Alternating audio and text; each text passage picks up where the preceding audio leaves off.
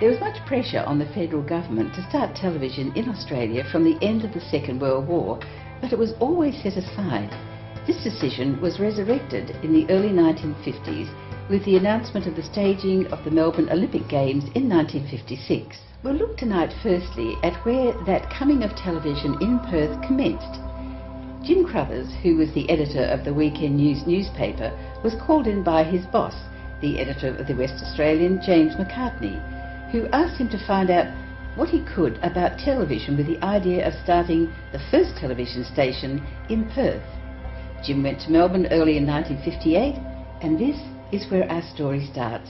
But let Jim tell the story. I had heard of AWA. I got the address and walked down to their office. There was a man there, and I can recall his name was Stuart, and he was the engineer there. I spoke to him and explained we had to apply for a licence and we needed some help, and he was not very helpful at all and didn't really want to know me. Now, it's significant that in later weeks they were chasing us all over the place. It would mean hundreds of thousands of dollars to them, pounds I think they were then.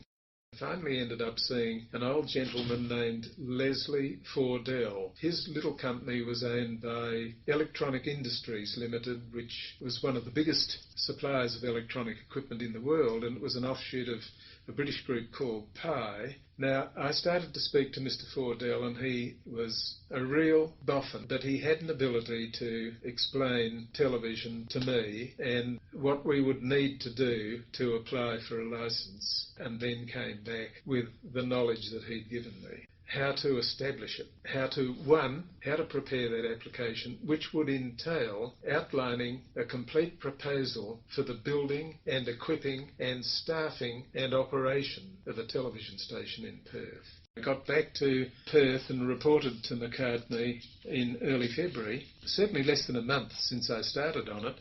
I'd already picked a site for the transmitter in Bickley. It was known the ABC were going to build their transmitter in Bickley, and the point I want to make, of course, is that we sure didn't beat around because we didn't have a licence. But here I was telling my boss that we ought to go and buy some land for the tower.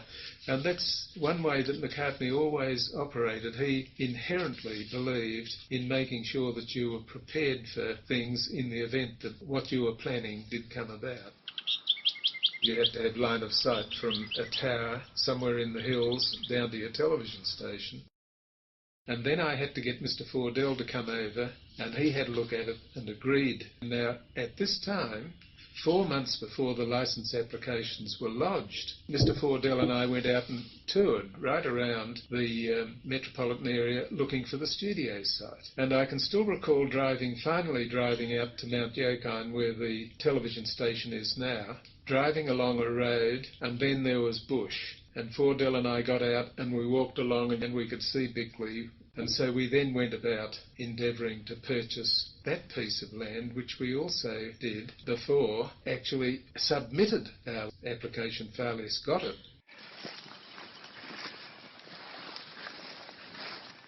The land was owned by the State Housing Commission because it engaged us in an almost hilarious battle with Herb Graham, the then Minister for Lands. It was determined that the State Housing Commission under Graham had resumed this land for a very small amount, a few pounds an acre or some such like that, from a big building group. Now we wanted to buy it, and Graham, who had long and lasting arguments with Macartney, he rubbed his hands together with glee, because here he was going to be able to get his own back and charge us a great deal of money for this site. We wanted, I think, somewhere around about 10 acres. We saw Herb Graham, but not without our lawyer, Mr. R.I. Ainsley, DSO QC, a very fine man, incidentally, not before he had stand-up arguments with the State Housing Commission over the fact that they were selling this land to us at an exorbitant rate, because he happened to be the legal representative for the building company from whom it had been resumed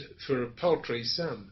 And Ainsley couldn't contain himself. I was with him, and he was growling and yelling at these people about how immoral it was that they should resume this this land and then try and sell it to us for a very considerable amount of money.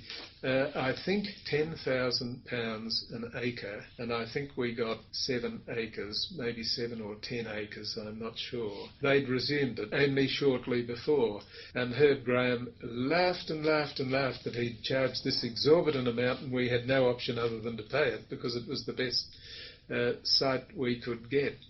Then we had to go in with Fordell and start working out what equipment we wanted.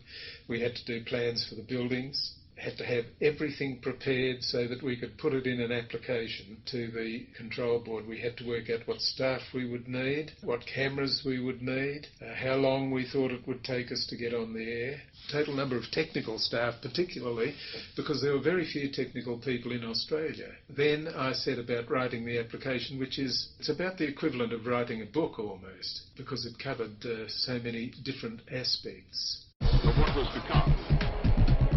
Just a hint of what was to come. It was just a hint of what was to come.